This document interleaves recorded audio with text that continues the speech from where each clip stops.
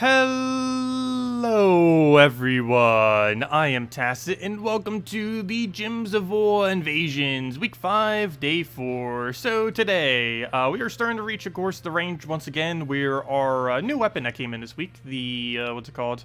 The awkward moment when you forget what it's called. The Hope's Crescent.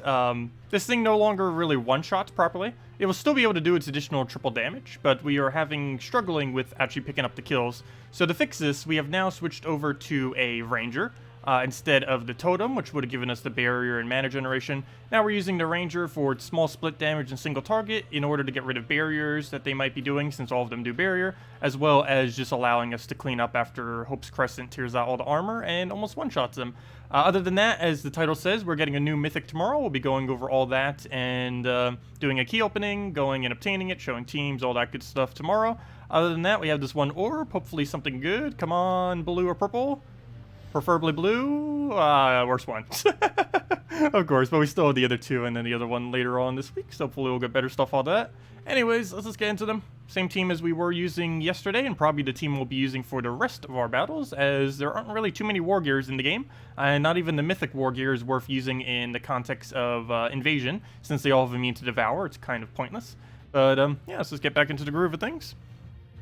Also, hello everyone, hello Sippleman, hello TJ, hello Demon Angel, hello Mass, hello, that name though, hello Captain, hello Draco, hello Max, oh I already said hi to Max, welcome everyone, and welcome everyone else.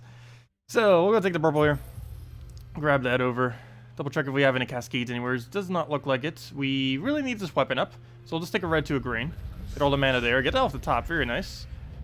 We don't have a drop still. Don't have a drop for that, which would actually be very good if that red was one over, so we could go grab that there. I don't have any way to go crate it either. So I guess we'll just take a brown. Oh, but we don't even need brown at the moment. Okay, you know what? We'll just take a standard red. I guess the flashing move is actually correct for once, so we'll go take that. And he'll just drop that. Oh, we're still in we're actually still in one-shot range of Hope's Crescent. That being said, let's actually go do it on the most annoying tower, so we'll kill that one out. I guess we're still a few battles away before they're no longer one-shotting. Maybe he'll bait himself into that purple. That'd be perfect. He didn't go for it. That would be bad if I take that. And every move is actually bad. But that being said, we do have a way to waste our turn, so we'll throw this on the first slot. And then hit him with the Doom Skull. Unfortunately, that wasn't enough damage. If there's one more Doom Skull in that, that would have been. Is there any way we could do 11 damage right now? Go. There we go. There's our 11 damage. And down it goes. Perfect timing for that. We have our green mana generation, so we could go do this to fill up our weapon. And with that, we now have what we need to go take another one shot. Before we do, though, he doesn't have any skull reduction, so we could go that into that. Problem with that is he gets free reds, though. Does he still get free reds? Yes, he does. So I actually can't take that skull. But what I can do is do the follow-up for it. So we'll do this, kill that out, take this red, and then worry about him. Ideally, we'll get this thing out. Actually, you know what? We're still in one-shot range. He didn't get enough HP when he did his thing. So all we have to do is just get this to full mana and we win. And it looks like he just gave it to us. He'll kill that out with a skull. That doesn't matter in this game mode. And then we just one-shot it. And down it goes. Also, hello Sandy. Hello Aaron. Hello William. Hello... oh yeah, we got 2 invasion sigils from it too. Nice. Hello Aaron. Hello Sandy. Hello M78. Welcome all. Let's see. My screen? What is up with my screen? What, is something wrong with my screen? We're using the smaller one right now. Oh, you're stuck on the introduction screen? Click refresh if you're stuck on the introduction screen.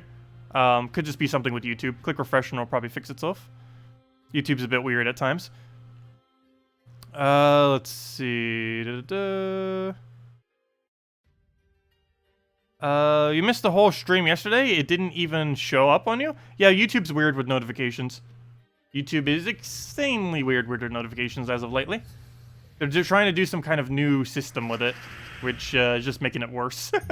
Pretty much every change YouTube ever makes just makes it worse, it feels like.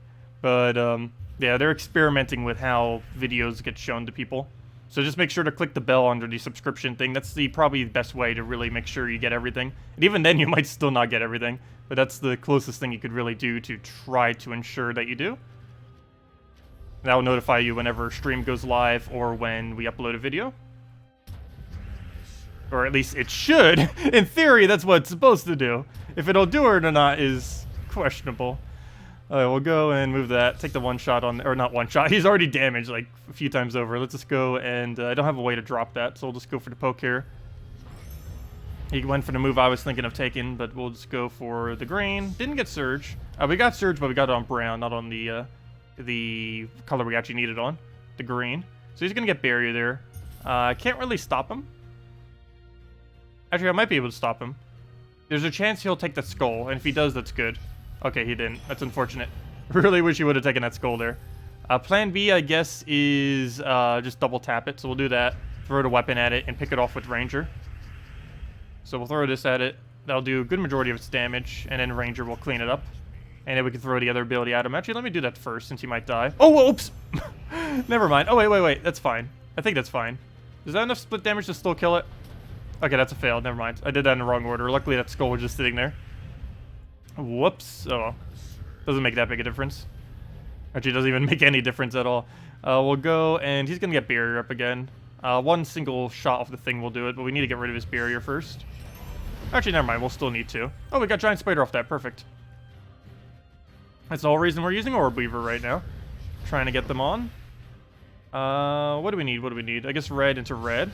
Okay, he takes our other red. I need a blue into a purple convert to get this loop going. And then we should just auto-win from there. Do we get rid of purple?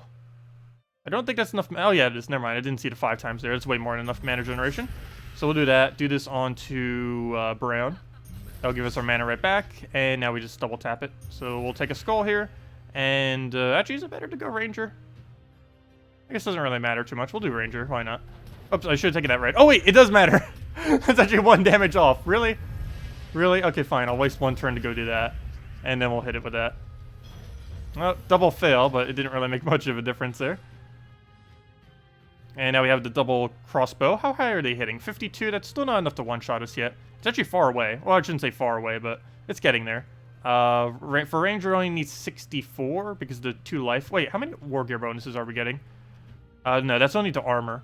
So if he's doing true damage, we only have 64 on him and 60 on this, which is probably even lower since he's in first slot. So we don't have too much going for us.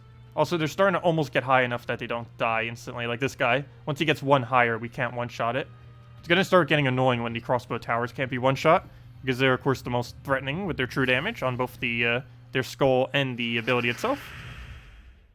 Hello, Nautical! Hello, Jiros! Welcome, everyone. And if any of you guys have anything you want me to go over, just let me know. Either teams, need help building teams, questions, or just anything in general. We'll make sure to go over them. And of course, tomorrow, the main thing we'll be doing, as well as the 2 streams on Friday and Saturday at 10 a.m. to 1 p.m. Eastern Standard Time, the main thing we'll be focusing on is the new Mythic that's coming out. And it's looking pretty good. We'll have to see exactly what they change it to, if they change it to anything else, once they release it. But in its current state, it looks like it's going to be a pretty decent Mythic. It's not going to be like Infernus level decent, but it's going to be pretty high up there. But we'll have to see with testing it to see if it's going to be worth it. Plus, they might preemptively overly nerf it. We'll have to see. Hopefully they don't. But they have done that before. Alright, we'll go take that out. We can just one-shot this and go from there. We even got all of our mana generation ready to go. Unfortunately, got to remove those yellows, but oh well. I mean, those greens. We can just go get them back on the next turn. He uses everything with green, though. His entire team, other than the first slot, which we already killed out, used green. So we'll grab all that, take the free turn one, throw into another one-shot. I don't believe we have a drop here, so not worth really going for any of this. No, we can't even do a weird move with the explosion. Or can we? No, it doesn't. If it was over here, over by 1, we could. But it won't, so I don't think any of that's worth going for. Let's go for another one-shot here, I guess on the more annoying tower. He's probably going to get Barrier, but it's not that big a deal. What do we do? We'll take the red down, so we had a right chance there. This yellow extra turn I'm tempted to take just because we have a skull chance for free up there. And that's exactly what we landed. Perfect. And now we just one-shot it. Really lucky luck right there. Really lucky luck.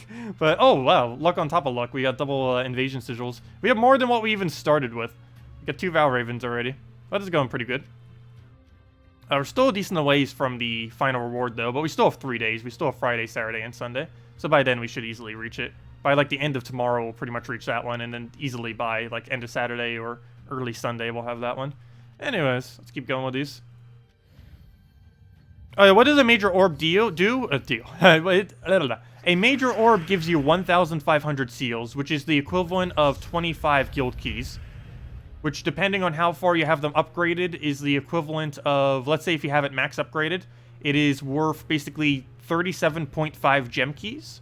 Or if you have every single one of the guild statues to Mythic of 4 copies, it'll be basically like 75 gem keys. So personally to me, they're like 75 gem keys, but to the average person, you're probably getting 37.5 glory keys out of it, or 37.5 gem keys out of it, is basically how much it's worth. You can also use it to move up your guild seals in order to make it enough to reach either 20,000 or 40,000. Ideally, you would want to save them for 40,000, but of course there are a lot of smaller guilds that aren't able to reach that. Most late game guilds can reach that though. Which one do we go for? I guess we get rid of the Archer Tower. I mean the, whatever it's called. The one that does true damage. The super ultra annoying tower. That's its new name. It's probably the only one we could even die to in this game mode. For the most part. Technically we could die to any of them. Actually this one's somewhat annoying too because of its enchant. What do we need? What do we need? We need red and green, but none of it's available. I guess we'll take purple so we can start mana generating off of green. Or with a green convert. So if we could take a red into purple, that'd be amazing right about now. Didn't get it. Got a blue instead.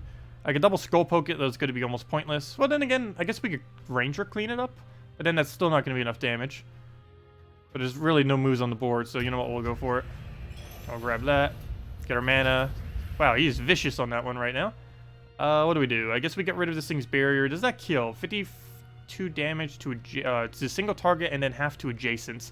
You've got to be kidding me. That's exactly enough to kill it. It's 26 damage to adjacent. If he hits our hero, he still gets the kill. Even if the AI is not smart enough to go for the thing. Oh, what do we do about that? I think we actually hit him then. So we could one-shot him still. Oh, no, but we won't be able to because it's only going to hit his armor. Okay, we'll get rid of his barrier then. So we'll do that. And wow, he didn't even hit anything even remotely good. Also, me doing that, I didn't even realize that actually gave us the armor we needed to not die to him as well. Unless he specifically single-targeted it, which he didn't do. And we'll take another skull, take the yellow first, so we get that for free. Oh, should I have gotten rid of barrier first? No, he would have died regardless. Or if I would have done that, so that's fine. We'll take a blue here, get the purple off the cascade. And I guess we take a skull into some kind of convert. Don't know if we have it. Yes, we do. Right on brown. Grab that. One-shot one of these. Actually, we can't one-shot the other one, so we'll just go for the, let's see. We'll move that, move that. Double-check the rest of the board. Looks fine. You can try moving that too. It doesn't look like it really gives us anything, though. So we'll go and clear out that guy. And... hold up. Why did that not kill? Wait, I'm confused. Oh! He... oh! Oh. That one red-purple reduces your magic by 3. I forgot about that. And it reduced it enough that we have 3 less damage, which is 9 less damage because it triples. So he survived with 9. That's why he lived. I was going to say, why on earth did he live with 9? There we go. It's not going to matter, though. One more hit will do it. Ooh, but we need to get full mana before it casts. That is not possible unless we get super lucky right here, which is not going to happen. We'll just grow for a bunch of mana. And he's still in one-shot range. Just got to get rid of his barrier now. If we have it somewhere, I guess we'll grab that. Why not? Ah, he ruined my alignment. And we do still have it, though. We'll do it onto... oh, wait. This won't be full mana. Whoops. That's fine. That annoying spirit fox. Why must he use green? I guess in most instances, that's actually beneficial. But if you're trying to get into a specific troop, it just blocks you. Also, I can't mana drain these in this game mode. That's not possible. So we're going to take a red then, with that being said. And the only real issue now is I need to remove his barrier. And I have nothing to do it with. So we'll take that. There we go. We got Spirit Fox. That'll work. So yeah, we'll throw Spirit Fox at it and then kill it out with the axe. So we'll do that. He'll take whatever. And then we just kill it out with the axe. Oh yeah, it has... that still hasn't changed. It still has 3 reduced magic. How quickly I forget. As you guys know, I have like ridiculously short-term memory. But yeah. Which shows a better indication of the magic on the card. There used to be in the past. But magic doesn't show up on the card anymore. Well, it does. It shows up in this menu, but it doesn't show up here at all. It shows armor, it shows HP, it shows attack. But where's the magic? You have to go click on the card to see it, which I guess is where you would normally be looking anyways when you're casting ability. But still, it's you don't notice it as quickly if you've lost magic or not. Whereas before, it would show up in like redded text, kind of like this, like an orange text, where it would show where it would obviously be reduced. But there's no way to see it. Like here, it doesn't show it in orange text or anything. It just shows a normal number. So if you're not paying attention, you don't even notice that you got reduced. Anyways, there we go. Will the new Mythic be exclusive to guild chests? No. It's in Glory Gem Guild and VIP chests. It's in basically every chest except gold keys and glory key. I mean, gold keys and event keys. So the keys that would be in... Oh wait, we're getting a guarantee mini mimic? I didn't even notice that. As the next pet? Sweet. That's actually one of the best pets in the game. Because of the gold bonus. What was I doing again? Oh yeah. Wait, what was I doing? Yeah, but the Mythic. Fail. Anyways, the Mythic will be in Glory, Gem. So Glory, Gem, Guild, assuming that your guild chest is upgraded high enough to be able to get Mythics, which I believe is 10,000 seals or higher for your guild, and VIP keys. Those are the 4 it'll be in. The only 2 that it will not be in is Gold Keys, which only has commons and rares, and Event Keys, which will still have the Grimwood's drop table. The Event Key drop table will only have Wolf Garrick as the Mythic, which is not worth getting. You're much better off trying for the new Mythic, which is in Glory Gem Guild and VIP chest in about 6 hours from now. The exact amount of time until it switches over is 6 hours and something minutes is when the event switches over. So 6 hours and 50 or 44 minutes, somewhere around there. Actually, here's a more accurate timer. 6 hours and 43 minutes, there we go, is how long until it switches over. And then you'll be able to get the new Mythic. Anyways, actually, you know what? While we're here, let's go do dungeons real quick. And then we'll go back to doing the last of invasions, which we actually still have quite a few left because we keep getting Val Ravens, which is perfectly fine.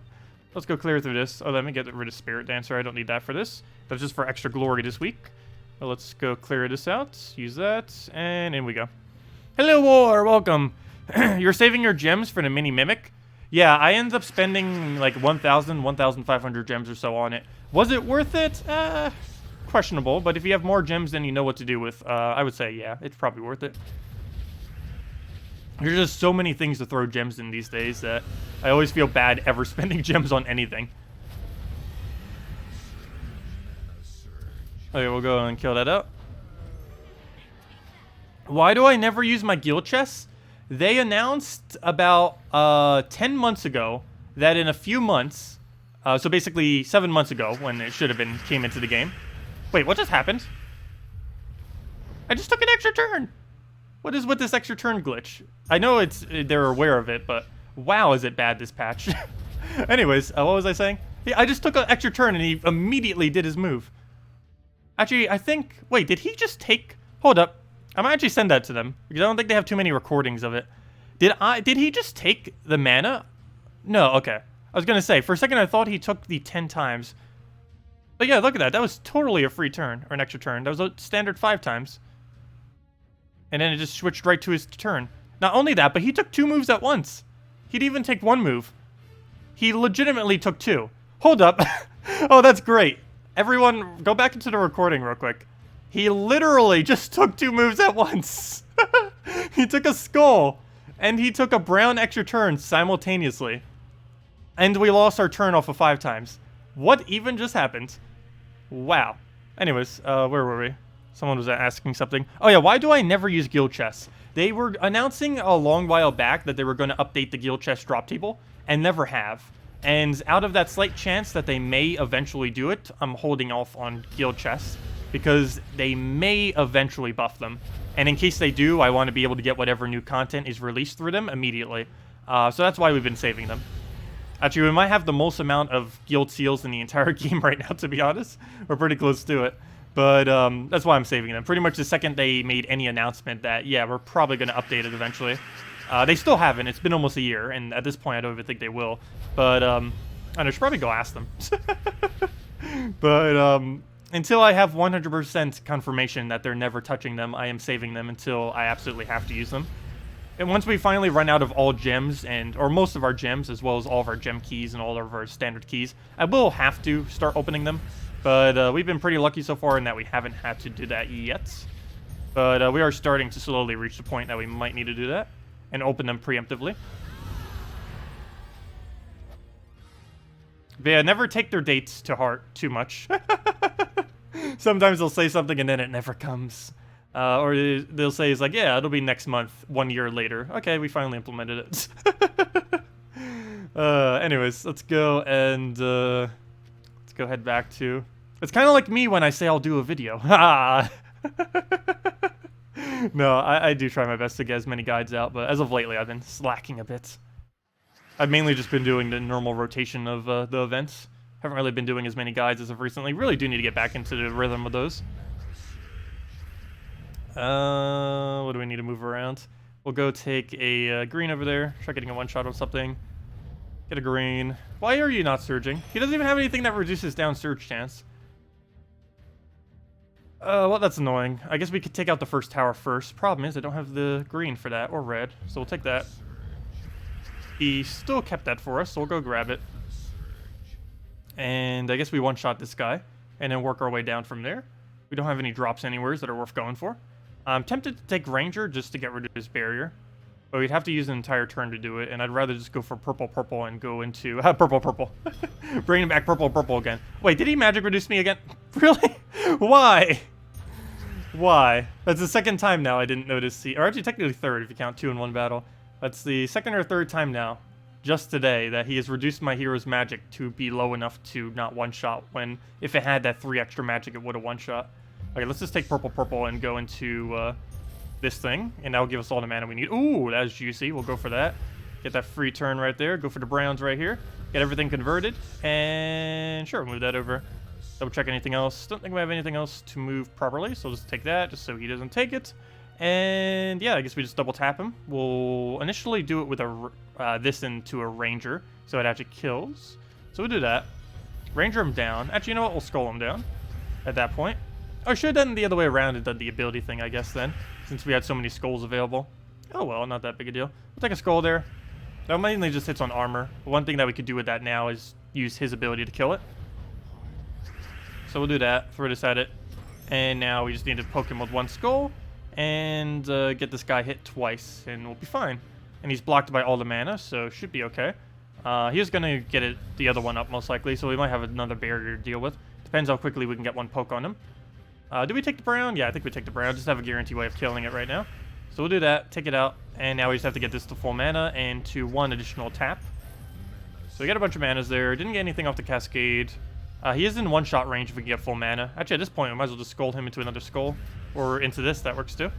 Or skull, there we go. And down he goes. And we did not get more sigils, but we're still doing pretty good. Maybe we'll get back to 4 again. We so far found 2 Val Ravens. Hopefully we'll find at least a 3rd. I think 2 is about my average, 1 or 2 per day. So if we find 3, that's actually way above average for me. Not sure what the exact drop rate is. I really wish it was a little bit less random, though. Feels kind of weird that you just randomly get a set amount of battles.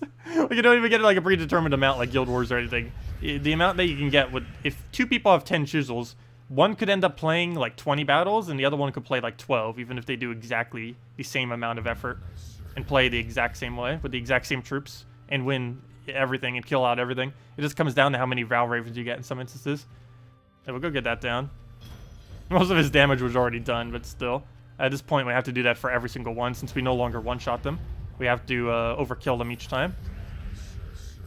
Ooh, okay. We can go actually kill it with this blade. That works out nicely. Gonna have to deal with him. He's gonna have full mana automatically in 2 turns. Never mind, he already has it. That didn't take long. Luckily, the thing he hit was pretty irrelevant. So we'll go take this, try seeing if we have green into anything. Which we do not have, or at least not for an extra turn. So I guess we'll just go grab a red. Cheap team for Mang weapon? For invasion or raid? Or just in general? Because you build it differently in all 3 locations. If you're talking about for this game mode this week, assuming that you can't trait this guy, your team would most likely be... your team would most likely be Mang? Wait, hold up. I need to see. What mana would we need the most? Yeah. Mang... Hero, hero using Mang, using any art or using any hero class they have available, pretty much. Ideally, one that has a half mana start. So something like the Titan hero class, if you happen to have it.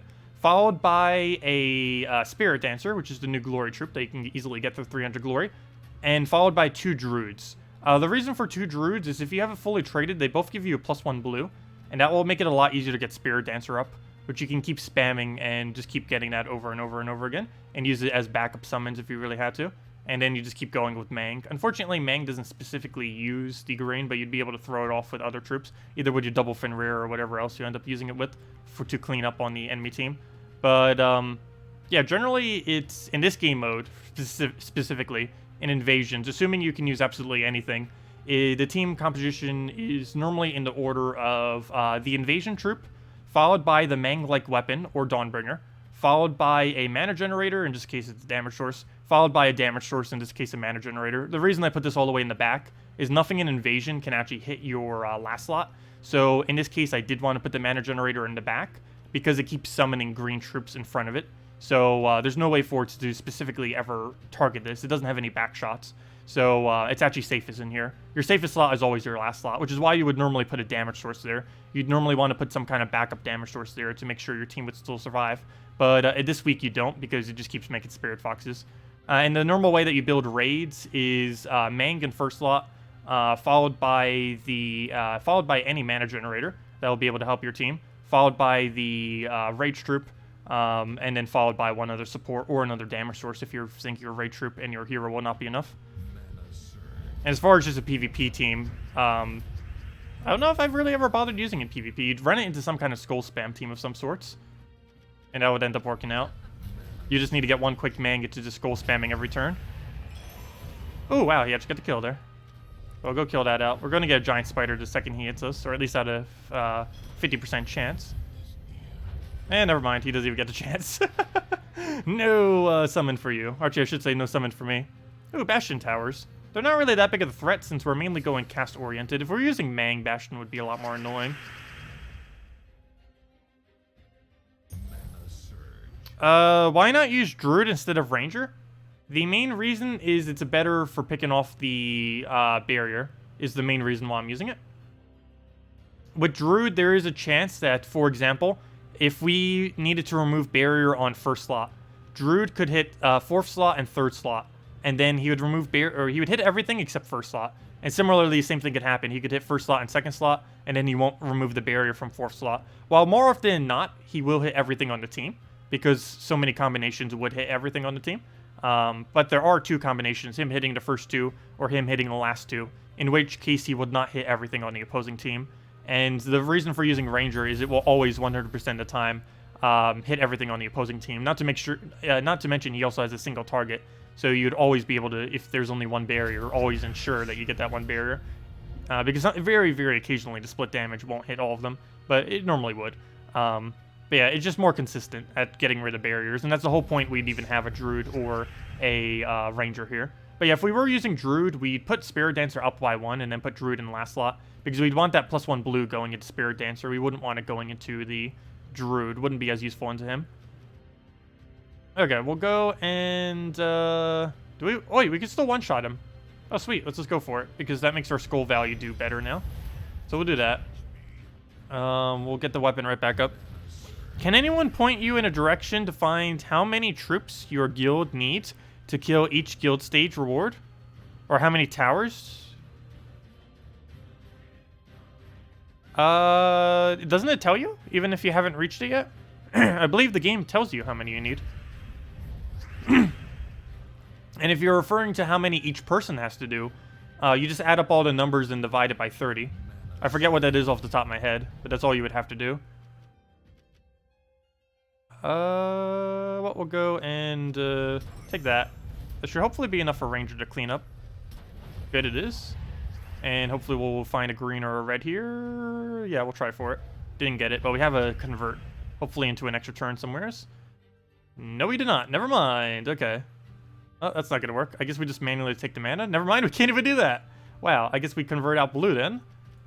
Last resort. Still seems fine though. We get all the mana we need, if nothing else. So we'll go through this at him. And now we just have to deal with this little guy. What do we need? What do we need? I guess we'll go take a green here. Which way is the better way? This way, because we don't want to give him a yellow extra turn, that's for sure. Not like he needs it, but he still gets to do that 1 damage to everything, and, well, I guess that doesn't make too big a difference. Unless we had the barrier thing back up, because that would just instantly remove all of our barriers very easily. Come on, we just need a green or a red. Where are you? I guess we'll take a blue and convert it over. Wait, did that 3 just extra turn us? Or did another brown fall? Oh, no, never mind. Another brown fall. Fell, I should say. Proper English. Okay, we'll go do that. Go throw the other thing over. He'll take a skull. And that'll be match. We'll do that. Spirit Fox, or really anything at it. Sure, have a Ranger. And down it goes. It's, thank you, Adam. Much appreciated. Oh, and we got 2 sigils. But yeah, what Adam just said is most likely correct. He says 5,250 towers total, and it's 175 kills per person is the average you would need if you're looking to get every reward. And what am I currently at? I'm curious. Let's see. Invasion. We are currently at 136, so we're not even at the average yet. But of course, we still have 3 whole days of battles, not to mention we haven't even finished our current day of battles yet. But, yeah, we're almost there. 175 is how many we'd need, which we'd have by tomorrow. So we'd have 2 whole additional days of free extra towers on top of that. So that'd be cool. Who has done 0 so far? You need to get on that. Also, where is Red Coder? I haven't seen him around in streams yet either, as of recently. Guess he's maybe been on vacation or something. I need to go double check on that. But anyways, what's the leaderboard looking like these days? Not as high as I would really have thought it would to be. I guess people don't really try as much on the towers, maybe? I'm not sure. Or it could just be because the numbers are so much lower on towers. Oh, my person from my guild's actually on 5th.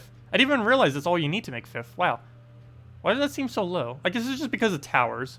The number just seems a lot lower. Because, of course, it's in the numbers of thousands when you're doing it in raids. But that's mainly because it's a lot easier to get that many points. In this game mode, it's not, since your points are based on how many towers you do. Whereas in the other game mode, it's based on how much damage you specifically do to the raid boss. Oh, sorry, Mortimer. Yes, also what Mortimer said. Sorry, Mortimer. Yes, I didn't see it. My bad. Mortimer did say it first. Let the record show that Mortimer said it first. Sorry about that. Did you answer the team to use without Orb-Weaver 3rd trait? You would use Titan. You would always use Titan or Archer. I'm just using Orb-Weaver this week because it has 10% bonus, plus it has Orb-Weaver 3rd trait. Plus it has immune to mana drain, though that has no effect in this game mode. But it's the only hero class with immune to mana drain. But yeah, you just use Archer or Titan. You pretty much always use Archer or Titan when it comes to raids and invasion. There's almost no instance where you would use anything other than those 2 hero classes. So if you haven't gotten them upgraded yet, definitely a good idea to do so, particularly Titan. Well, I guess Archer too, but they're both equally as good in most degrees. The reason Titan is slightly better than Archer, particularly in Invasion, is you can't use Archer's 15% instant kill on these towers once you reach 4 towers. And the reason why Titan is specifically better is, for one, you can sometimes get Giants within the kingdom. This kingdom doesn't have any. But the main reason is you get 5 additional damage on your Mang. And while that doesn't make too big a difference, 5 damage could be the difference of killing it and not killing it. So it can come into play sometimes. It's better than not having 5 damage. Also, I believe the class is tankier too. If I'm not mistaken, Titan gets attack and HP, whereas Archer hero class gets attack and magic, which makes it less tanky than the Titan hero class. Not by much, but by a big enough degree that Titan would still be more desirable. In raids, you would generally want to use Archer. Basically, it goes Archer with Mang in raids, Titan with Mang in Invasion, and that's pretty much what you do. Use both of those for. Okay. We'll go and get rid of all this yellow here. Convert that over so we get this weapon. We have a skull sitting here. It's kind of pointless for us to take it unless we can apply enough damage.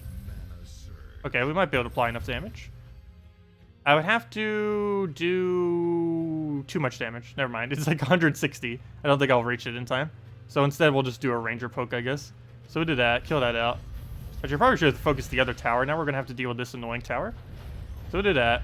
Actually, I should have let the split damage kill it. Then again, there was a chance that the split damage wouldn't have killed it. So I guess that's fine what we just did there. And let's go take our purple. Hope it surges. Perfect. And now we get the mana that we need back to our weapon. And that should be match, or pretty close to it. Do we take this? Yes and no. If I take it, I can't convert this, though we're about to get the same amount of mana regardless, so I might as well just take it and just not convert anything. And now we just need to find something to do with the rest of the board. I guess we'll take red. Really big lack of green right now, which is hindering us from doing much. We'll go take down the purple. And there's our one shot that we need. Grab it. And now we just poke it twice, or 3 times actually. Or more like 4. Now they got barrier again. Whoops. Okay. Well, nothing I could really do about that. It's going to get barrier regardless once it gets full mana. We can't mana drain it, so there's no way to really counter that out. we can only try denying out its mana initially. But if it gets its mana, there's nothing we can do at that point. So we'll go, there's not enough damage for it to kill, right? 58? No, it'll live. So we'll go for that. It has armor too, so... Oh! Apparently not enough armor. Definitely not enough armor. The 25% armor trait does seem so horrible most of the time. I don't even know why they keep giving it to so much. It seems so pointless.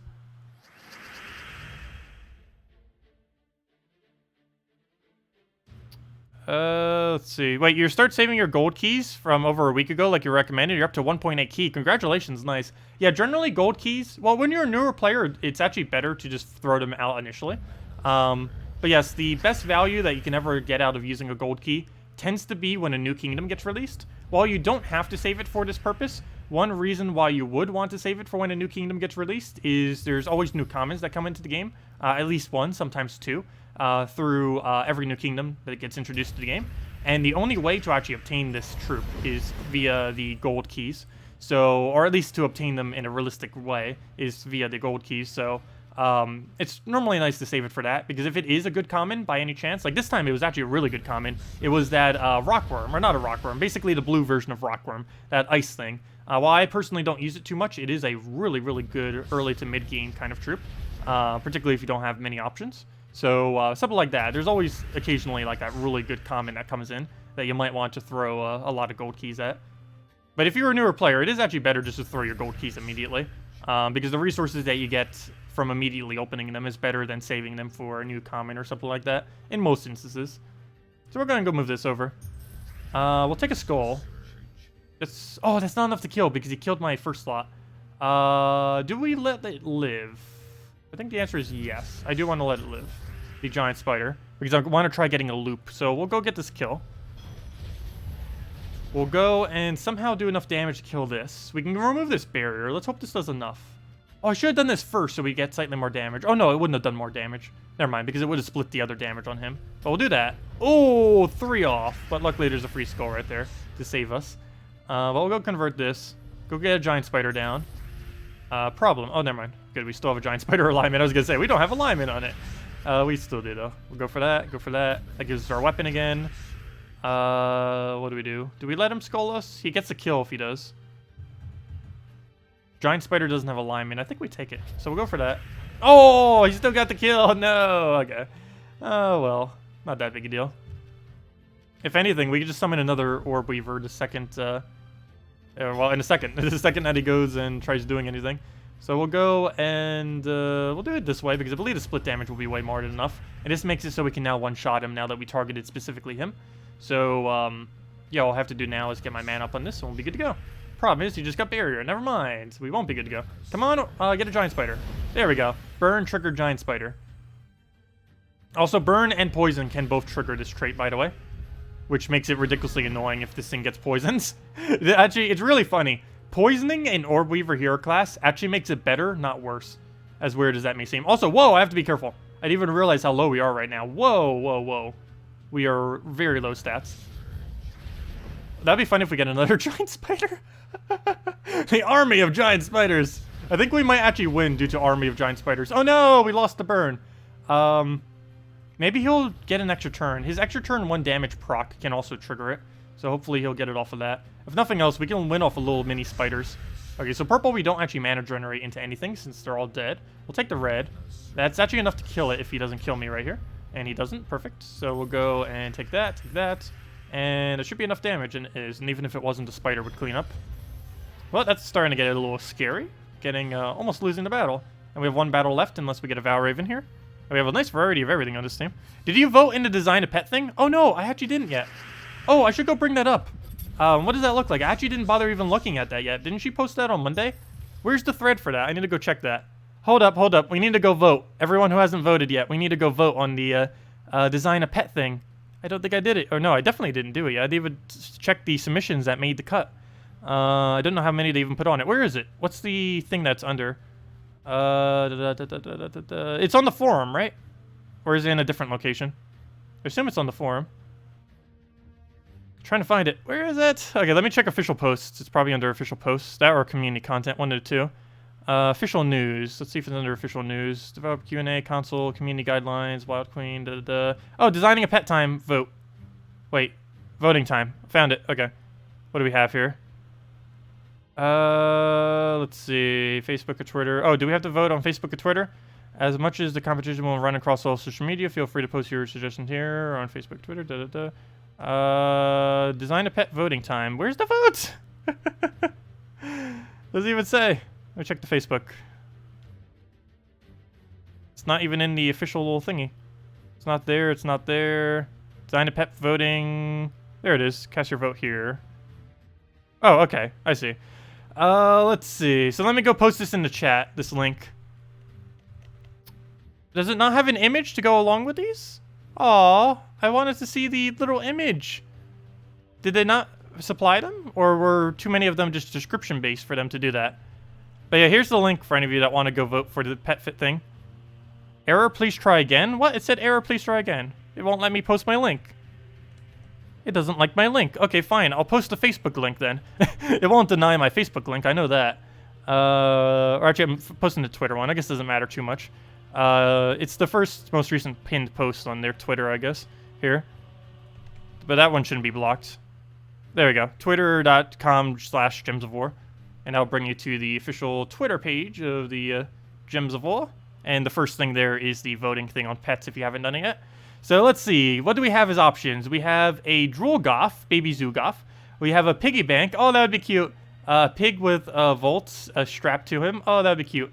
A Cat Dragon. Cat Dragon. I know my pick. It has been chosen. The Cat Dragon is my vote.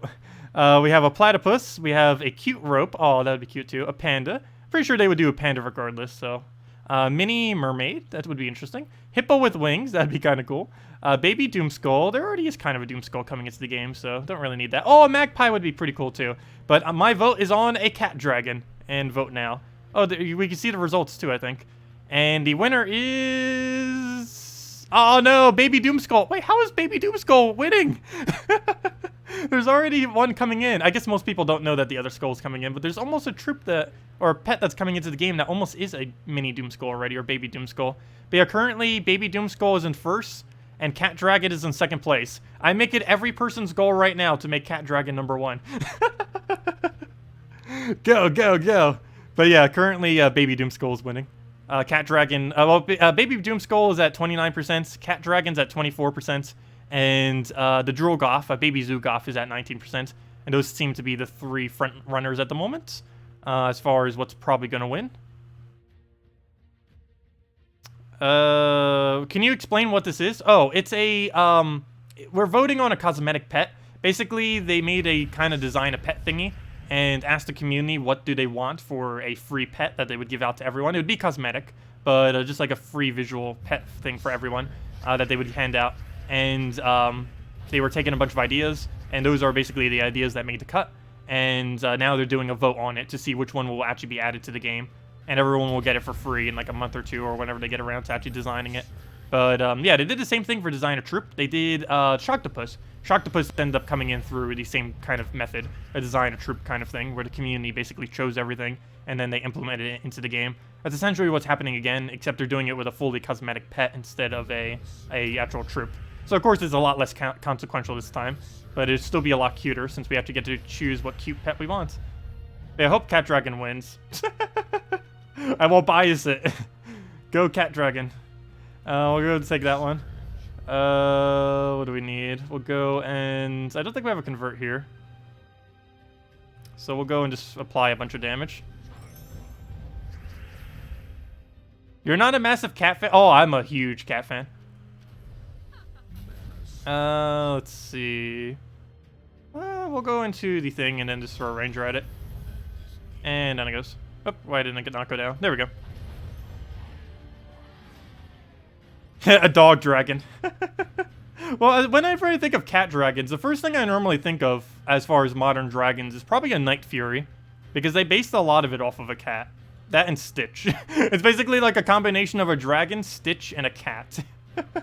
Stitch being that one alien thing from Disney. Also, I didn't even say this earlier, but thank you, Mr. Smoky Man, for the subscribe. Much appreciated. Okay, so all that's in. We got our 1.3 million souls all ready for next patch. We got a bunch of glory, gems, all that ready for tomorrow. Actually, mainly the main thing I'm throwing tomorrow are gem keys, by the way. Hopefully we'll get it within 621. There's a chance we won't. Ideally, we will, though, obviously. If we don't, that'd be quite depressing. And if we don't, we'll probably just go into VIP chests or something.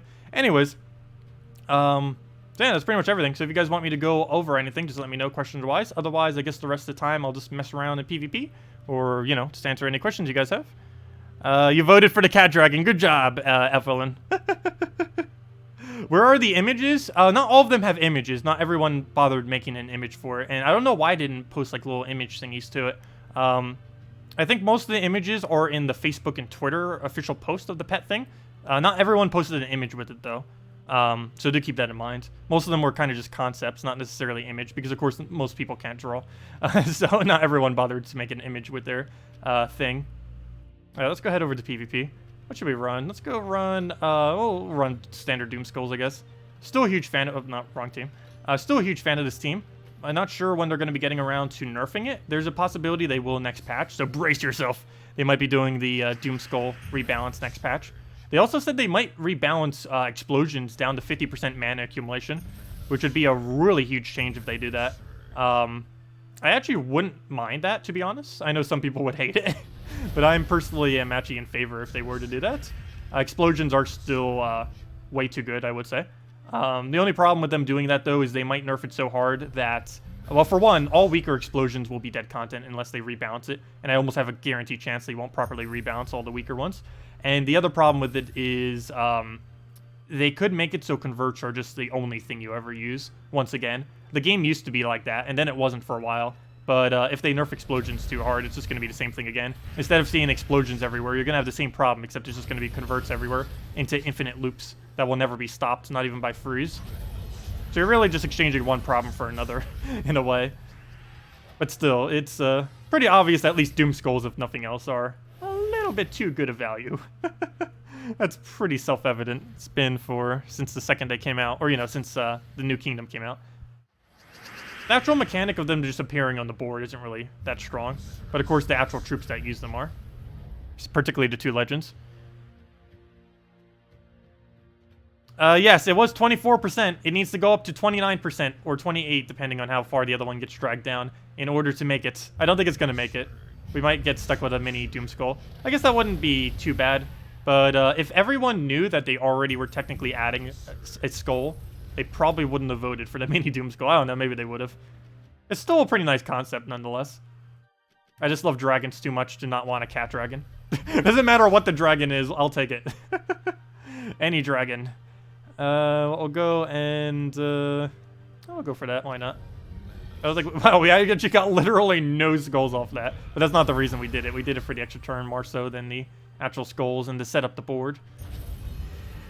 Is that match? Yes, it is. We convert out blue, and then we just Doom Skull away the rest, and that's match.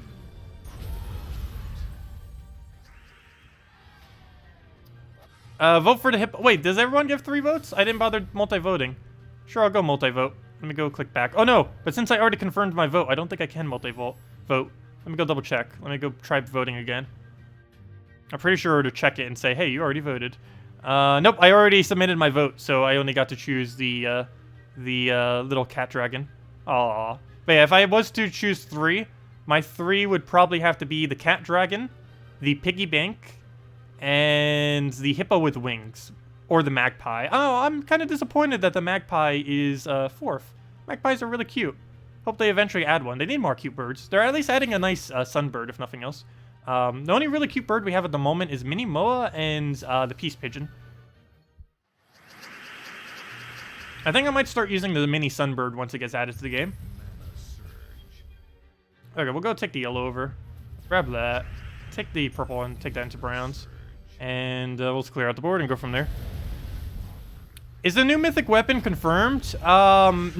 Yes and no. They said eventually they will. Though when they will is soon TM. And soon TM can be any time from next patch, which is about a month from now, to like 6 months from now. But yes, they are eventually adding another Mythic weapon. If it is happening next patch is probably a no, though. There's no confirmation either way. but I believe it's not coming next patch, but it is coming eventually. But there is something happening next patch where more stuff is added to Soulforge. So regardless, you're going to need souls for whatever that is. So, yeah, you still need souls. That hasn't changed. You're always going to be needing souls for stuff.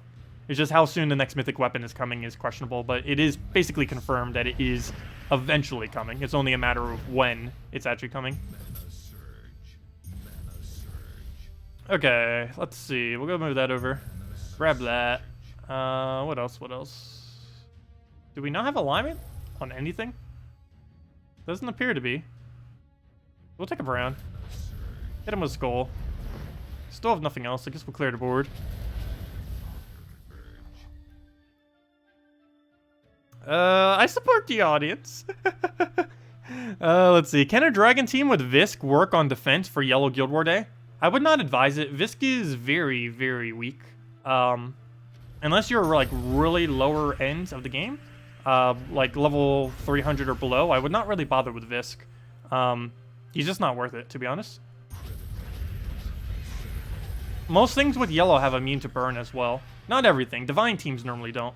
But the standard yellow troop, I think like a fourth of them has immune to burn or something like that. A pretty substantial amount.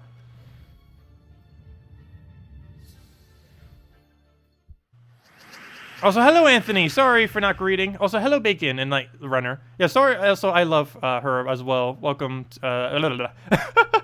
words. Because I didn't want to say the full thing. I almost just said it again. Fail. But welcome as well. Yeah, sorry if I don't say hi to you guys on occasion. I do try saying hi to everyone, but sometimes chat moves and I don't see things. How is the mini Mimic pet bonus used?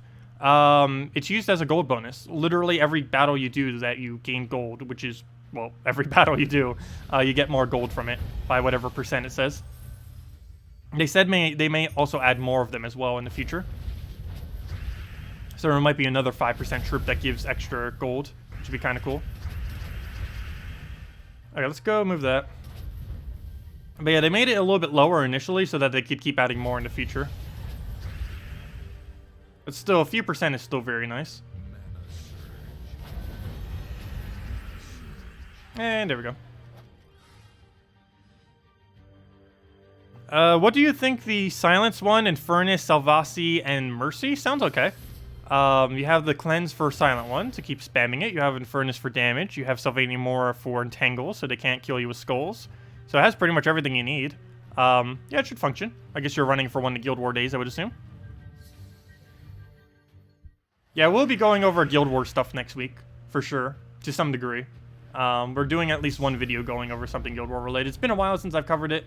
The main reason I did want to wait just a little bit longer was because of Doom Skulls being introduced to the game. Wanted to see how they would exactly affect Guild Wars, but now that we kind of saw it some, I think I could at least do defend teams. I still don't think I'm comfortable showing invade teams yet, just because, I don't know, there's just so much variety that can be used right now.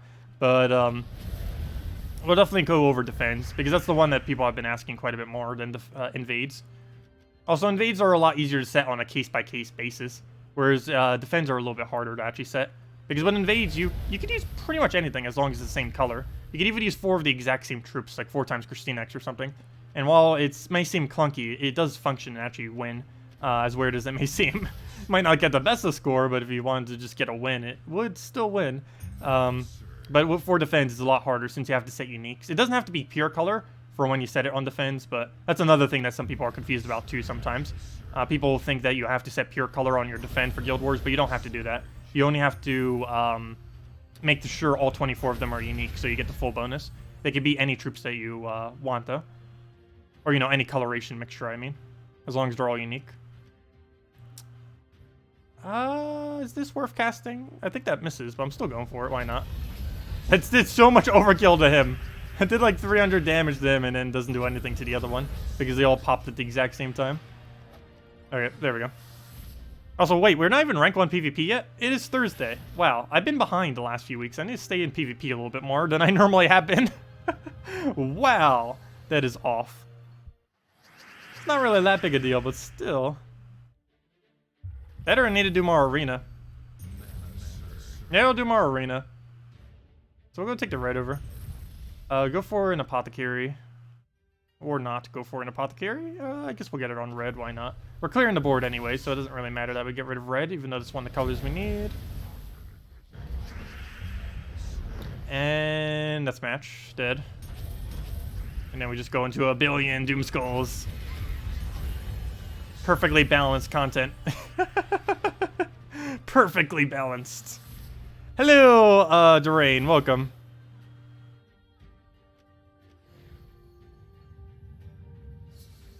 What is the number at the bottom of the screen that counts down sometimes? That is the storm. It represents how long more gems of that type will fall onto the board. There are 8 storms in the game. 1 for all 6 the colors, 1 for skulls, and 1 for Doom Skulls, which is the one that's actually triggering that we keep doing. That timer is basically representing whatever color it is, or what skull type it is.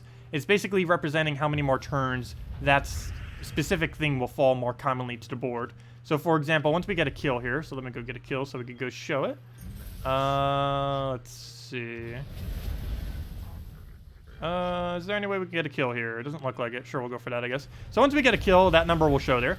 And while it's a little bit hard to tell with this, but you can see a +5 on it and a little skull shape. This represents the Doom Skull Storm. The color ones are a little bit easier to tell, as well as the Skull Storm. This one's a little bit hard to tell if you're not specifically looking out for it. It kind of looks like a brown storm because it's so brown in the background. But this is a Doom Skull Storm. And basically what this represents is there's a much higher chance that Doom Skulls would fall from the top of the board when this storm is active. And whatever color it is, let's say it's a blue storm, blues will be more common to fall from the top of the board, and so on and so forth. Basically, whatever storm it is, it'll just make that color come onto the board more often. And this works for both turns, both my turn as well as the enemy's turn. And other than that, it can be replaced with any other storm, so you can counter a storm with a storm. And yeah, that's pretty much all you really need to know. And it just keeps counting down. You basically get 4 turns of it every single time, because 4 for you and 4 for the enemy. Yeah, that's what that just represents. It represents a storm that makes it so more of that color falls onto the board, or more of that skull type, in the case of skulls. Well, what do we take here? We'll go take a, I'll take the brown over. Grab the, what else do we need? What else do we need? Nothing looks good. Nothing looks good. We'll stick a red. You don't understand how they will nerf Doom Skulls when you fall victim to endless goblin turns that you can't stop. Goblins, then Doom Skull cascades. Yeah, goblins can be quite a bit more annoying than Doom Skulls on occasion. There is one pretty hard counter to it, though, which might be one reason why they haven't really touched goblins. But 4 times Gob Trumper is just instant win against 4 times goblins every single time. Or 3 times goblins as well, if they happen to be using on a Guild War day where you can counter it that way. But goblins are ridiculously easy when you can just use Gob Trumpers. Of course, if you're in a Guild War day where you don't have access to that, or then it can be a little bit more annoying, especially if you don't have a freeze option or anything. But that's the only time when they really shine for the most part. And I don't really mind them shining in at least one location. But honestly, in PvP, they're pretty easy once you reach late game. Earlier on in the game, they're probably, yeah, ridiculously annoying with almost no counter. The best counter to goblins that newer players actually have, ironically, is another goblin. It's the Ice Goblin that came into the game. Or Frost Goblin, whatever it's called. I think it's called Ice Goblin. But that guy is the best counter in the game to goblins that you have as a newer player. Even though he is a goblin himself as well, which is kind of weird, but it is the case. He just got a sugar on us. The only problem with that is he denied all my red. Even though he created a bunch more skulls for us, which is helpful, but... Okay, it still worked out. And all we have to do is now poke him with anything. So we'll give him this, and down it goes. And it's still our turn as well. And we overkilled him with like 300 damage again. Just in case that wasn't enough. You never know. Yeah, Scion is still annoying. You can somewhat counter that, though. All you have to do is use a immune to mana drain in the first slot. Almost no Scion team runs stun, so all you have to do is put immune to mana drain in first slot. Diviner is probably one of my favorite troops to do with it, though of course you can't always do that for Guild War days. But Diviner or Yagway, I believe, are the 2 better options for frontline tanking a Scion. We only get 3 explosions here, but we get the cleanse, and that should be enough to get our Apothecary. Luckily, we got off the cascade. Please stop webbing that. We can't really get many explosions. Luckily, we have another cleanse, so it's not going to matter this time around. And I believe that's match, even though it tried to keep webbing us. It's not that big a deal. All it does is reduce our magic to 0. It'd make him do only 3 explosions instead of 21, which is a pretty big deal, but he keeps cleansing, plus the Apothecary can keep cleansing, so it's pretty easy to remove off him if we had to. Also, we still get to use our skull value. It only denies our magic, specifically. Oh, I wanted that blue. Oh, never mind. We still have it in the corner. That's fine. So I'll go grab that over there, get the hit, and I guess we'll just go for another one. And if I can click, there we go. And again, wow, that overkill. Wow, that overkill. What even just happened? Like 500 damage or something. Wow. It's like a 15 cascade. Actually, let me count that. I'm really curious. What is the full cascade on that? Hold up. 1, 2. Oh, never mind. Wrong one. Let me slow it down as well. Let's slow it down to a... Oops, wait, can you not slow down streams? Wait. Okay, good, you can. Wait, how does that even work? You can slow down the speed of streams. So 1 cascade. 2. 3. 4. 5. 6. 7. 8. 9. 10. 11. 12. 12. The multiple happening each time, though. But 12 is how many individual ones if you count instances of the board. 12 instances of the board. That is a decent amount. I think the highest I ever got was about 15 or so. That was before Doom Skulls, though. Oddly enough, I haven't actually gotten it since Doom Skulls were around. What do we need? We'll go and... I believe that's the highest we've done since Doom Skulls, a 12 cascade. Too bad you don't get anything special for hitting like a 10 or 12 or 15 or anything. Only at 7 you get anything, and you only get 1 map. And if your AI team does it on defend, you get 1 gem instead. Oh, I'll get a red down there. Actually, back when the game first started, that was one of the only few ways to actually gain gems other than spending money. Game has come a long ways since then. Oh, I'll go grab that, we'll go get that in there. Because Treasure Hunt didn't even used to exist back then. Could you try the team you've posted earlier, please? Sure, what team was it again? Sorry, my bad. Didn't even see you post one. Apparently I'm missing a lot of chat. There it is. Could you try Yerl, Fire Giant, Jotnar, and Storm Shield? Sure, with Hindla. So a full giant team, essentially, then. We'll go give it a shot. And dead. Alright, let's go give it a shot.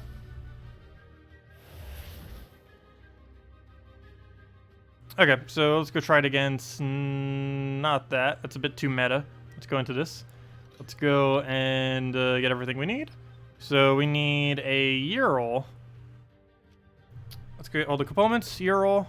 And if anyone still has any other questions, let me know, and we'll make sure to go over them.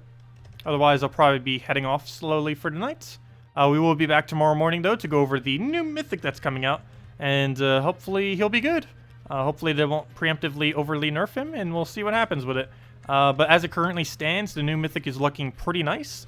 It's not going to be Infernus nice, or Elamagrim nice, but it's above average as far as what a Mythic is concerned. So, regardless, should still be fun to use. But I'll say exactly how useful it will be after we test it some during the team's video tomorrow morning. Okay, so we'll go with this. Was the banner suggested? With Bear Banner. Bear Banner. Isn't that the minus purple one? Yeah. So +2 brown, +1 red. That seems fine. Go all in Jotnar. Seems good. And let's give it a shot and see what happens. Never seen a dev team like these guys. Their fix to everything is to nerf. They don't always nerf everything. And they said that they were going to buff weapons next patch. But that's not a nerf. Though then again, they can't really nerf weapons.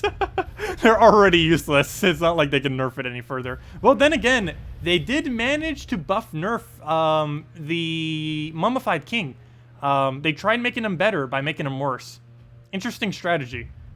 I've never actually seen that strategy before until they used it multiple times, but it seems to be a strategy they love to use. It does seem funny, though, whenever they do that. I don't know if they're, like, legitimately just trolling us sometimes, or what is up with that, but it is definitely funny. Oh, by the way, they fixed that glitch. There used to be a glitch with Fire Giant. They fixed this, if I'm not mistaken, the most recent patch. What used to happen is if the enemy revived into something else, it would not do the gem spawn, but now it does. So they fixed that. So Fire Giant's actually a little bit better now, as of this most recent patch. I believe it was this most recent patch was fixed. I can't recall for sure. It's either this patch or the previous patch. Pretty sure it was this patch. But they finally fixed this, which is kind of cool. So we'll go kill that out. One shot. Pretty much everything he ever touches one shots, especially if we're using this heavy of a giant team. He gets such a good boost ratio now ever since they did buff him some. Yeah, almost everything on this team has been buffed, other than the arrow. Well, actually these two. Mainly just the middle two. Draughtner's been buffed a few times and is still mostly useless as far as mythics are concerned, but at least he gets one shots. And this guy got buffed with the thing finally always working when he gets a kill. Whereas before it would sometimes not work even if he got the kill.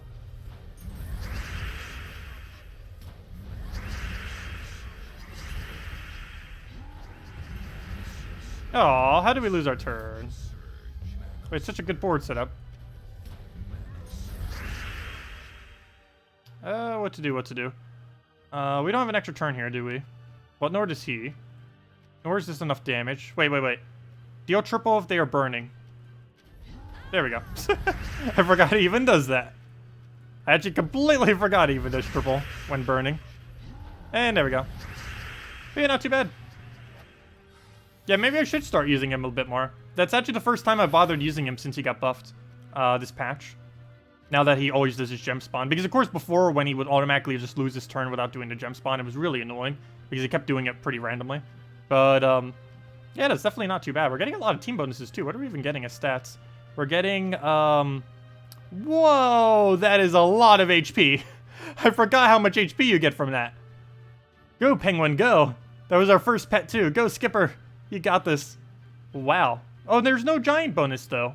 Could you imagine how much HP this team will have if you had fully maxed out,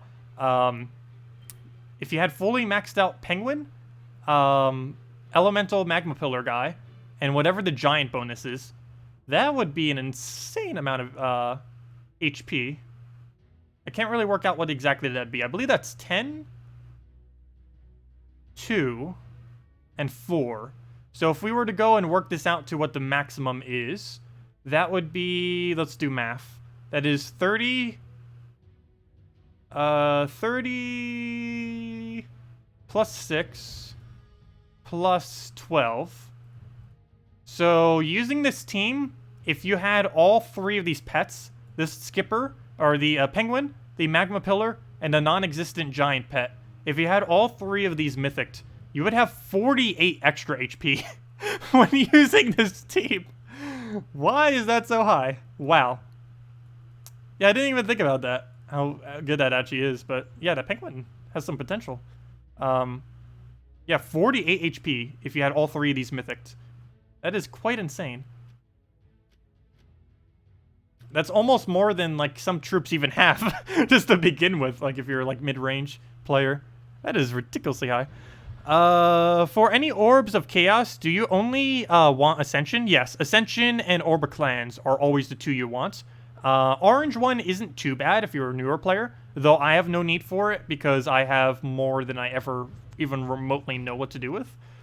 Because we have this many trait stones for every single trait stone, so we're nowhere near the point where we would ever need that orange trait stone, ever. But yeah, generally you want a blue and purple every single time. Orange is okay if you're a newer player, but blue and purple are still the best too. Blue saves you anywhere from 200 to 1,000 gems, depending on what you're really using to ascend it with. Like, let's say a new legend comes out and you want it mythic, you're saving yourself about 500 to 1,000 gems, depending on how lucky you're getting. So this orb is insanely good at saving you value. And this orb is 300 seals. So if you break this down, that is 15 guild keys. And that is technically 15 gem keys if you already had all the drops. Or 7.5. If you count it as 7.5, because you haven't maxed them all yet, that is approximately about 70 gems or so. Approximately 75, 70, somewhere around there. That general ballpark is how many gems that would be worth. And if you're someone like me who has them all maxed out, that is worth about 150 gems, as low as about 135 gems if you're lowballing them. But, yeah, so even at absolute minimum, for at least particularly me, this is worth 135 gems, and this is worth hundreds upon hundreds of gems. This one is worth literally 0 to me, both of those, and these two are also worth essentially 0 to me because I have all the trait stones I ever need. Though, of course, to newer players, this saves you a lot of time, particularly if you use them on Mythics, or for the last 1 or 2 traits on Legends, so it's also okay to use it on. Well, this you'd want to use it on, ideally, a Mythic. You want to save all your Orbs of Wisdoms for Mythics, specifically. But Orbs of Wisdom, or the major Orbs of Wisdom you want to save for Mythics that are completely untraded. But Orbs of Wisdom you want to save for the 2nd and 3rd trait on either Mythics or Legends. Either or, depends what you're looking to actually trait. What level is my penguin? I believe it's a 2.25 right now, so ultra rare is its rarity, if I'm not mistaken. Yeah, 2.25. It's a plus 10 bonus HP is what it would normally give, and we're getting a 22, which means we were getting 12 additional HP from a penguin. But the base value is 10. Penguin's giving us 12, and that means if we had max penguin, it would be 30. Because that would be a 3 times bonus. Also, hello, Gamer Pre-Sempre. Welcome. Can you show a team? Hellcat, Alchemist, 2 times Goblin Rocket? Sure. I used to show that quite a bit in the past. It's better with Moneylender these days, though. I don't know if I still have the Moneylender team saved, but it is better just to use Moneylender. Let's just grab all those. I can go do it with the Hellcat version. I don't see why not. Let's just go run it real quick. Ooh, that's an annoying team to run it against. I'm gonna go do this smaller one just so it doesn't take forever. Because Alchemist, or Double Goblin Rocket's actually a really slow team. It's more so about learning how to explode and just getting the guarantee win, more so than speed. It's actually ridiculously slow. Also, I would highly advise if you don't have a Hellcat, just to put a Moneylender there. I would even consider Moneylender to be better than a Hellcat in this situation. Though I will go test it with Hellcat real quick. This is what you used to use before Moneylender existed, but now you just use Moneylender instead of Hellcat. Not only is it more obtainable by everyone, since Moneylender is only a rare and Hellcat's an ultra rare, a epic, which makes it way harder to obtain. But also, I grab that. It just works better. It's just a nice spawn. You don't need alignment on it, and it's just a way more convenient. Okay, he's gonna remove all my yellow. Oh, that's fail. My banner is already bad. Let's set a +2 yellow banner against Spirit Fox. That's not too big a deal though. Once we get going, it's instant lose, or instant win, I should say. Instant lose for him. So all we do is just keep constantly spamming Goblin Rockets until we win. That's literally this team in a nutshell. Ideally, you'll remove things like scrolls and things that you don't need. But it just comes down to throw Hellcat or Moneylender, throw Double Goblin Rocket, align it if you don't already have alignment on the board, and just keep cycling through until you win. And that's literally all you do with this team. And it generally infinitely loops. You can also do versions of it in Guild Wars. Of course, you can't do the full thing in Guild Wars, but you can do very similar teams in Guild Wars to get similar effects. And it's pretty much just as simple as that. Just keep throwing down everything, take the skull. Of course, that one went a little bit quicker because we did it on an easier battle, but you get the point of how you would generally do it. And it tends to go infinite loop, which is really nice. How is Wolf Garrick boosted ally damage calculated? It's boosted per thing on your team, or per war gear on your team. So, for example, if you have one, so himself, he's automatically getting 4 additional damage, so that brings him up to 28. So for every single war gear on your team, you're getting 4 additional damage. So let's say you were using a full team of war gears, because why not? There's really not a realistic one at the moment. So let's say you were using 4 war gears on your team. You would end up getting 16 additional damage onto his ability, meaning his 24 damage would go up to 40. Yes, this is still a ridiculously small number. This is deliberate because he gets a guaranteed devour onto a random enemy when he does, and he can infinitely cast this. Is he worth using? No. He's almost never worth using. Honestly, I think the new Mythic coming out tomorrow might actually be like the better version of basically essentially what he does, because this thing kills out one troop and then devours a random one when that does occur. And basically tomorrow's Mythic is it'll hit the 2 weakest enemies with a pretty decent amount of damage, way more than what Wolf Garrick does, so that when you cast it, even if they're not going to kill, it still does decent damage. But if one of them dies, both of them die. So it could just double kill like every cast it does, pretty much. Especially if you get a lot of attack bonuses. The new troop coming out tomorrow is boost ratioed by every attack in play. So against really high attack teams, it's going to be very effective. It might also be effective for newer players to use against higher level players, similar to how a Tesla is really good against higher level players and higher level content, because you're boost ratioing off the higher level content stats, which is really nice. Tesla I still feel like will be better overall for newer players, but still, it still has that same general premise. And really wish they would add more like that, because any troop that ever gets a mechanic like that tends to be good in early game. And of course, this Mythic is really hard for people to obtain. Same as Tesla in a way. Really wish they would do like an epic or lower rarity troop that boost based on everything stats. Not sure if they'll ever get around to it, but it'd be really effective early on in the game if they were to ever implement something like that. You have all your kingdoms maxed out. Your guild guardians are at level 100 plus. You put together the same team as an opponent, yet still have 10 extra HP than me. How is that possible? It could be by pets, or it could be by 5-star kingdoms. Most likely 5-star kingdoms, because I believe that's exactly 10 HP actually, or almost exactly 10. It's currently 12 HP from having every 5-star kingdom compared to not having every 5-star kingdom. So you probably have 2 5-star HP kingdoms, and that's it then, is most likely the case. But yeah, that's likely where the other 10 is coming from right there. If this doesn't say 24, and it says a number like 14, then that's definitely where the other 10 is coming from. Oh, you have all the 5-star kingdoms. What are you referring to as far as the actual team? It could be from team bonus. It could... Wait, never mind. You said you were using the exact same team. Guild Guardians. Same team as an opponent. Yeah, it has to be pets then. It couldn't be anything other than pets, because that'd be the only other bonus left. Well, guild as well, but I assume your guild's already up if you have all the things. Yeah, it could be guild bonus. Can't be kingdom since you set up on the kingdom. So the only thing really left is pets then, or maybe some of the guild if you didn't finish the guild thing yet for your guild. And that's about it. What weapon should you use for Arena if you don't have Dawnbringer? Runic Blade is the next best one. Or War and Peace if you're a newer player. There's basically 3 weapons you ever run in Arena. There's a few other exceptions out there, but actually a few. Let me go over all of them. So the first one you would ever bother running, actually the absolute first one you'd ever bother running is Hero Sword. Okay, I forget what's called. What is it? Sword of Heroes. This is the weapon you start off with early in the... You instantly start off when you first start playing the game. Arena automatically has a brown-blue banner active, so you'll always be able to get this up in 1 turn. And as a newer player, this is basically the best weapon you have when you're first starting off. So this is what you're going to be wanting to use when you're first starting off in Arena. Basically, just always use Hero Sword, unless you have to use something else due to covering every color. But ideally, Hero Sword would be your best bet when you're first starting out. Your next upgrade from there would be War and Peace. You get this from completing Aldana questline, then the Kazale questline. It's the only questline in the game where to do the bonus questline, you actually have to go and do some other questline to unlock it. But if you go and obtain this weapon, it's a full AoE damage weapon, which early on in the game are really rare to come by, and it's the easiest one to obtain for free. So it's pretty common early on in the game. Also gives all allies 2 attack, which is pretty useful. And it's brown-green, 2 colors that tend to get used a little bit less in Arena. Not to mention you get the +1 brown off the banner in Arena. The next upgrade from there that you would bother using as your upgrade takes a while longer. You get it at 30... Actually, the next one would probably be Creeping Death. This one's a little bit easier to obtain. Oops, didn't type the whole thing. This one's a little bit easier to obtain. You only need to get 250 wins while using the Necromancy class. But this hits all enemies, and then does a death mark onto the weakest and strongest, which has a 10% chance per turn after 1 turn delay to instantly kill them. This can cleanse off, but of course, getting an instant kill is pretty nice. Main reason for this is it has really high AoE damage that hits everything, and a relatively low mana cost compared to Dawnbringer and other AoEs. Even War and Peace, this is, I believe, higher damage, but lower mana cost. So we can see right here, it's 25, and if we go under War and Peace, it is, we're using a green hero class, so it's actually 25. So I believe they're both the exact same amount of damage.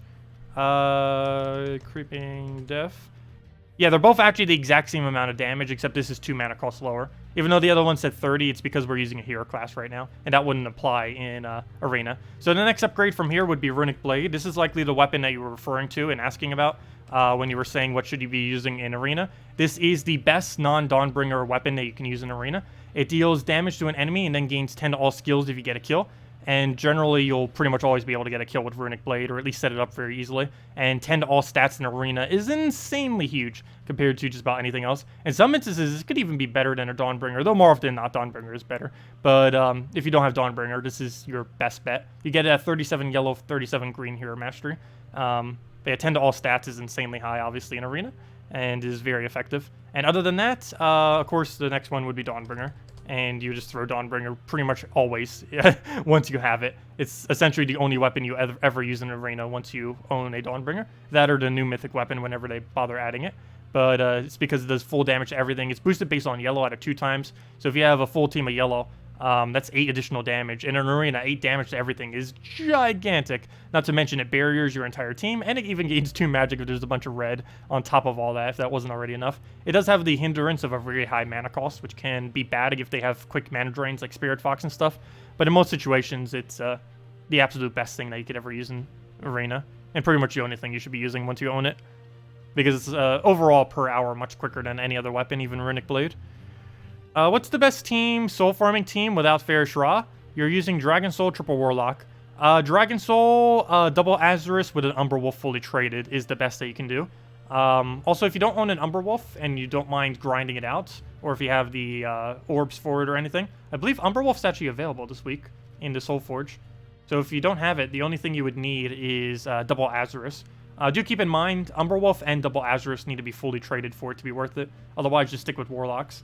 But your team would be Dragon Soul with +2 purple, +1 red banner with the minus yellow, followed by a Double Azurus with a last slot of Umberwolf, and that would end up being your team. And Umberwolf's actually available this week. The main reason he's used is he creates a perpetual purple storm, and this makes it a lot easier for you to actually turn off your Dragon Soul, as well as getting all of your mana back every single time. So you basically just cast Dragon Soul, cast Dragon Soul, cast Dragon Soul, and then win. And the Azuruses give you +1 extra purple, which will allow you to make sure that your Dragon Soul secures that full mana. Not to mention, it also still has 50% Necromancy. So it's basically like a Warlock, except better, is basically what an Azurus is. Though it is epic rarity, and it does cost quite a bit to trait, but and it's only ever really used for soul farming. But if you're looking for absolute optimal, it's the best team that you can use that uses 0 Pharos-Ra. Yeah, it's this team right here. It's First Challenge, Divinian Fields, or really anywhere that you want to go use it that's similar to that. First Challenge, Divinian Fields, I believe Warlord 3? I think we can get away on Warlord 3. I keep forgetting. But it's Dragon Soul, Double Azurus, and Umberwolf. And that's the highest you can get with 0 Pharos-Ra. Azurus, Umberwolf, and that's the full team. And there we go. And we'll set that banner into a +2 purple, +1. Where'd it go? Where'd it go? There it is. Okay. And we'll grab that. But yeah, this is the best team that you could really be using for soul farming. It's around 25,000 per hour, give or take about 5,000. As you can see, we have Perpetual Purple Storm. This makes purple come onto the board a lot more often. Never mind, it was Warlord 2 difficulty. Don't do it on Warlord 3. Warlord 3 is too high. But yeah, Warlord 2 difficulty is what you would use this on. And you would get max souls after 3 casts, and if this was on a lower difficulty, we would have already won. And there we go. But yeah, Warlord 2 difficulty, my bad. I drew my other team on Warlord 3, which is why I always think Warlord 3. Because Triple Pharos-Ra gets ran on Warlord 3, but this one gets ran, as well as Valkyrie versions of Pharos-Ra. But this gets ran on Warlord 2, so you can 3-shot it. Yeah, all we do here is just take purple or red every single turn until we get Dragon Soul, cast Dragon Soul, and then basically just auto-win from there. Is essentially the game plan every single time you run this team. And with the Perpetual Purple Storm, you're always going to be having purple rotating back on the board, which you get the most amount of mana from, because this gives you +1 purple on both of them. Plus, it still has Necromancy, which is the same thing that you'd be getting from a Warlock.